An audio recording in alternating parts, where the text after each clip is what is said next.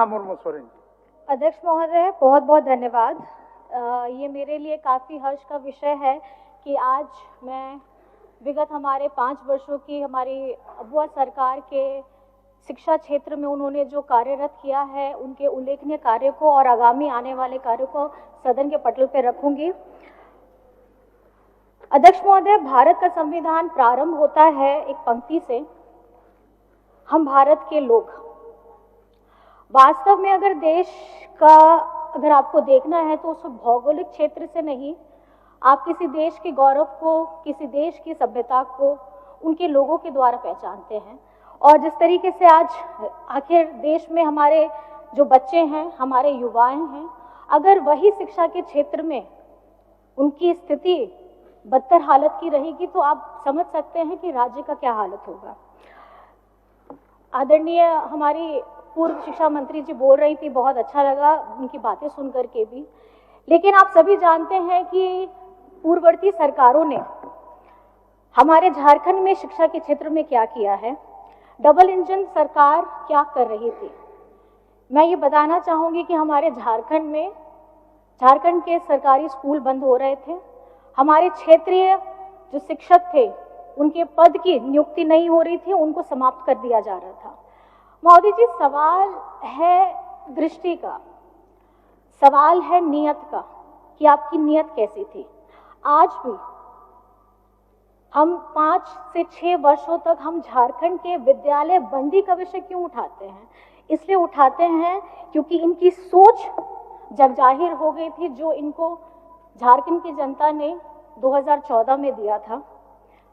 किसी भी, अगर आपने स्टडी किया होगा, देश में किसी भी लोकतांत्रिक सरकार ने किसी भी राज्य में 20% से ज़्यादा स्कूलों को अगर बंद कराया है तो मुझे लगता है कि झारखंड का नाम उसमें आता है।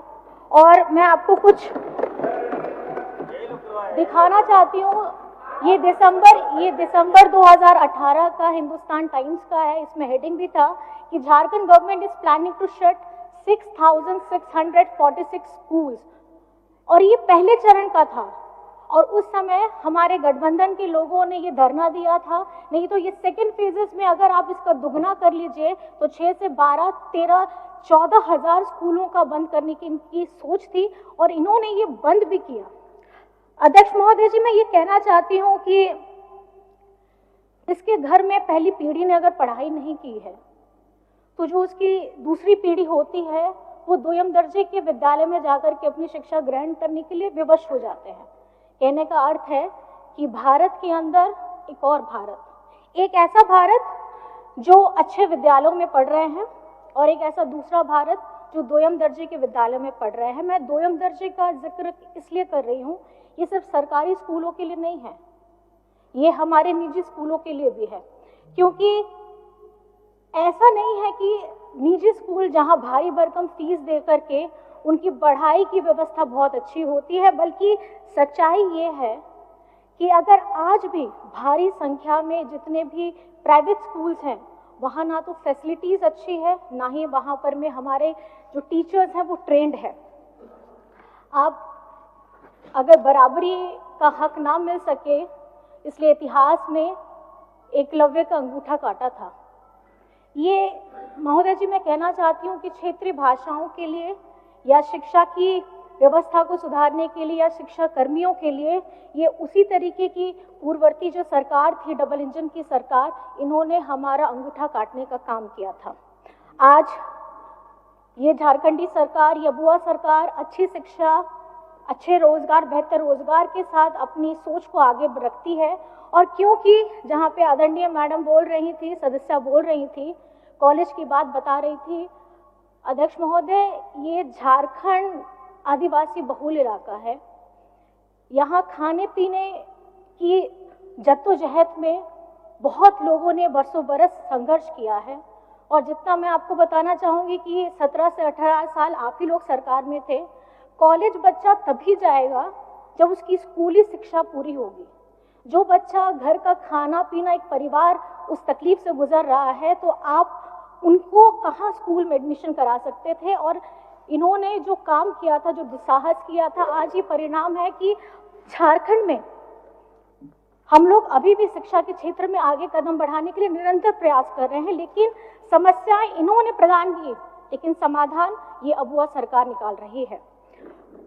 आप लोगों ने पहले भी देखा था इनकी सरकार में पारा शिक्षकों की हालत क्या थी। अध्यक्ष महोदय, पेज के कटिंग्स हैं, बताना चाहूंगी इंडियन एक्सप्रेस का, टाइम्स ऑफ इंडिया का, आपका दिसंबर 19, 2018 का है कि द पारा teachers succumbs to the injuries after injured in the police lathi charge. 5 para teachers sustained severe injuries in the police lathi charge. मैं ये बताना चाहूंगी कि उन्होंने भी अपने परिवार को खोया था। एक ऐसा व्यक्ति जिसकी आय से उनका पूरा परिवार चलता था, लेकिन जब इनके डबल इंजन की सरकार थी, उनकी आवाज, उनकी इच्छाओं को जानने का, सुनने का इन्होंने कभी प्रयास नहीं किया। और आदरणीय हमारी सदस्य हैं जो पूर्व शिक्षा मंत्री थी, उन्होंने तो सुना भी नहीं है। मैं अगर पढ़ना शुरू करूंगी तो उनके बारे में भी बहुत चीजें लिखी हैं, लेकिन मैं नहीं बोलना चाहती। मैं चलिए, अगर आप सुनना चाहती हैं तो मैं जरूर बोलूंगी।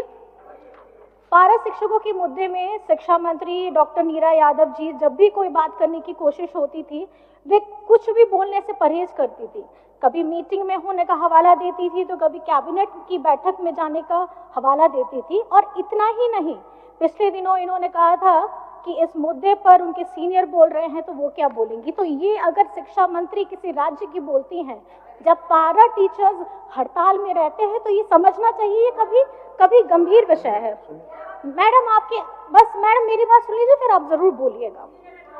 और ये मैं कहना चाहूंगी, जब दिस इज नॉट कॉन्वर्सेशन, इन्होंने कभी भी स्कूल के विद्यालयों की हालत नहीं देखी, छात्रावास की हालत नहीं देखी, जर्जर बिल्डिंग की हालत नहीं देखी, और झारखंडी सरकार ने वो देखा। और उन्होंने पारा शिक्षक हो, रसोईया दीदी हो, उनके मानदेय को 50% से बढ़ाकर से लेकर के 200% तक की वृद्धि की थी। आज कक्षा 1 में से लेकर के उच्च शिक्षा के लिए जितने भी हमारे विद्यार्थी हैं, उनको छात्रवृत्ति 3 गुना दी जा रही है। और बच्चों को, जैसे आप सभी को ज्ञात है, आज हम बच्चों को साइकिल दे रहे हैं। गांव देहात में सर होता क्या है कि दूर दराज हैं, किसी के घर में माँ पिताजी दोनों काम कर रहे हैं, बच्चों को अगर विद्यालय आना है, खास करके अगर हमारी लड़की बच्चियां हैं, तो उनको आने में दिक्कत होती थी। मैं इस सकारात्मक सोच को बहुत बहुत धन्यवाद करती हूँ, क्योंकि हम लोग भी जब साइकिल वितरण करते थे तो बच्चों के चेहरे में बहुत खुशी और एक चमक होती थी। वो ये चमक इसलिए क्योंकि वो पहिया, साइकिल का पहिया, उनके सपनों को पंख देने का काम कर रहा है। तो मैं समझती हूँ कि ये काफी सकारात्मक कदम है। और अभी झारखंड के प्रमुख शहरों में छात्राओं एवं हमारी कामकाजी महिलाओं के लिए भव्य छात्रावास का निर्माण कर रहे हैं। महोदय, गंभीर विषय है और इस व्यवस्था को सुधारने में थोड़ा वक्त जरूर लगेगा, क्योंकि कहावत है ना, अगर भूत भगाना है तो हम लोग पीला सरसों फेंकते हैं, लेकिन अगर भूत सरसों में ही होगा तो फिर परिस्थिति क्या होगी। लेकिन इस संजीदगी के साथ में आज झारखंड में मैं बहुत आपके समक्ष में मैं ये कहना चाहूंगी कि गर्व होता है कि इसी वर्ष आयोजित हमारी जेईई एडवांस में हमारे सीएम स्कूल ऑफ एक्सीलेंस के जितने बच्चे हैं, बहुत बच्चों ने अच्छा प्रदर्शन किया है। और कुछ बातें मैं आप लोगों के सामने में ये रखना चाहती हूँ कि हमारी झारखंड सरकार ने शिक्षा के क्षेत्र में किया क्या। लिस्ट बहुत लंबी है, मैं अध्यक्ष महोदय संक्षेप में आपको बताना चाहूंगी। राज्य सरकार ने 80 सीएम स्कूल ऑफ एक्सीलेंस प्रारंभ कर चुकी है। 325 प्रखंड स्तरीय आदर्श विद्यालय का निर्माण पूरे होने के अग्रसर में है और आगामी चरण में पंचायत स्तर पर 4014 आदर्श विद्यालयों को विकसित करने का लक्ष्य लेकर के हम बढ़ रहे हैं। नेतरहाट की तर्ज पर दुमका, पश्चिमी सिंहभूम, बोकारो में आवासीय विद्यालय प्रारंभ किए जा रहे हैं।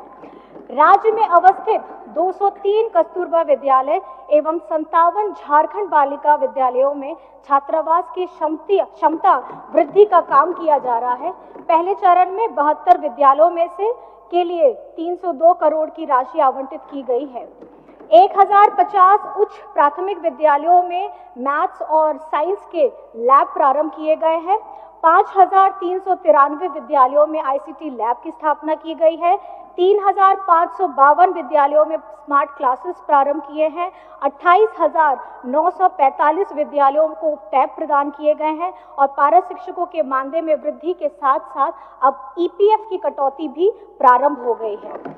विगत वर्षों में 12,816 graduated train teachers, 2,612 post graduate teachers और 585 लैब असिस्टेंट सहायकों की नियुक्ति की गई है। 1300 विद्यालयों की मातृभाषा आधारित बहुभाषीय शिक्षण व्यवस्था लागू की गई है। रसोइयों दीदियों के मानदेय में 2000 रुपए प्रति माह की वृद्धि के साथ साथ अब 12 महीने का मानदेय देने का निर्णय लिया गया है। आगामी वर्ष में हमारी सरकार 26,001 सहायक आचार्यों की नियुक्ति करने जा रही है। माननीय सर्वोच्च न्यायालय के निर्णय के बाद अब यह स्थिति स्पष्ट हो चुकी है। तमाम अड़चनों के बाद आज इसे पार करते हुए हम परिणाम जारी करने की स्थिति में आ चुके हैं। जिला एवं प्रखंड मुख्यालयों में state of art public library का निर्माण किया जाएगा। नई शिक्षा नीति 2020 के आलोक में नए पाठ्यक्रम पाठ्यपुस्तक बनाने के साथ साथ शिक्षक आदि की नियुक्ति प्रक्रिया तेजी से की जाएगी। अध्यक्ष महोदय,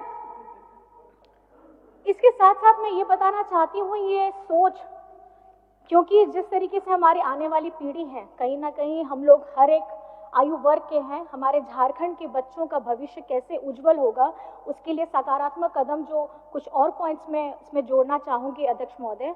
हम लोग झारखंड के लोगों के बच्चों के पढ़ाई प्रशिक्षण से संबंधित कई योजनाएं लेकर आ रहे हैं। जैसे आपने सुना सीएम स्कूल ऑफ एक्सीलेंस है, tribal university, open university, skill university, नए डिग्री कॉलेजेस, शिक्षक बहाली, विदेशों में पढ़ने के लिए छात्रवृत्ति की योजना के साथ गुरुजी स्टूडेंट क्रेडिट कार्ड एवं एकलव्य शिक्षण प्रशिक्षण योजना, मुख्यमंत्री शिक्षा प्रोत्साहन जैसी योजनाओं को लेकर के आ रहे हैं।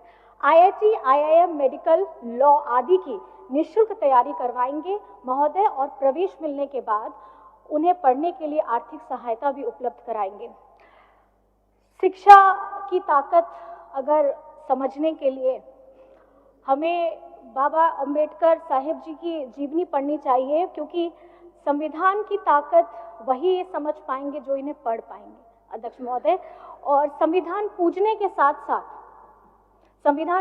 साथ साथ जरूरत है उसे पढ़ने की, उसे समझने की, क्योंकि किताबें चुप रहती हैं और उसको जिसने पढ़ लिया वो जीवन में बोल भी सकता है, लड़ भी सकता है और अपनी आवाज को बुलंद भी कर सकता है। अंत में मैं बस ये कहना चाहूंगी अध्यक्ष महोदय, मैं माननीय वित्त मंत्री राधाकृष्ण किशोर सर को, हमारे शिक्षा मंत्री रामदास सोरेन जी के साथ सुदीव्य कुमार सोनू जी को और राज्य के मुख्यमंत्री हेमंत सोरेन जी को इस बजट में खास करके शिक्षा के क्षेत्र में 12% से ज्यादा का बजट देने के लिए मैं बहुत बहुत धन्यवाद करना चाहती हूं, क्योंकि उन्होंने समझा है अगर झारखंड का भविष्य आने वाला, उन्होंने समझ लिया है 25-50 वर्षों के लिए अगर काम करना है तो अभी से काम करना होगा और इसकी शुरुआत हमने पिछले 5 वर्षों में कर दी है। अपनी इन्हीं बातों के साथ मैं अपनी वाणी को विराम देती हूं और अध्यक्ष महोदय, आपने जो मुझे समय दिया यहाँ बोलने के लिए, आपका भी बहुत बहुत धन्यवाद है। जय हिंद, जय झारखंड। माननीय सदस्य, अब नगेंद्र जी का है, नाम आया है नगेंद्र जी का।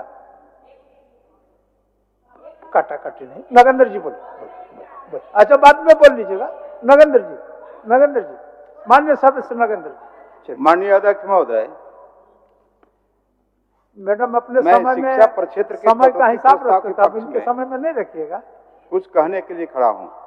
महोदय, किसी भी राज्य एवं समाज का रीढ़ शिक्षा होता है। राज्य में सरकार अगर गुणवत्तापूर्ण शिक्षा देना चाहती है तो कुल बजट का एक अच्छा राशि कम से कम 10-15% शिक्षा देना चाहती है तो कुल बजट का एक अच्छा राशि कम से कम 10-15% हिस्सा शिक्षा के बजट में खर्च करना चाहिए था, मगर यह सरकार अबुआ बजट के नाम से कुल बजट का 2.5% हिस्सा शिक्षा में देकर अपना पीठ स्वयं थपथपा रही है, जबकि वर्ष 2024 के बजट में भी कम शिक्षा का बजट रखा गया है। महोदय, कुल बजट 1,45,400 करोड़ की राशि में अकेले सामाजिक प्रक्षेत्र में इस बजट में 62,840 करोड़ 45 लाख रुपए खर्च करना चाहती है, जो मैया सम्मान के साथ साथ सामाजिक सहायता में खर्च की जाएगी। महोदय, इस बजट में यह पूरा ख्याल रखा गया है कि फ्री की केवड़ी बांटकर किस तरह सत्ता में बने रहना है। यह बजट उसी का उदाहरण है।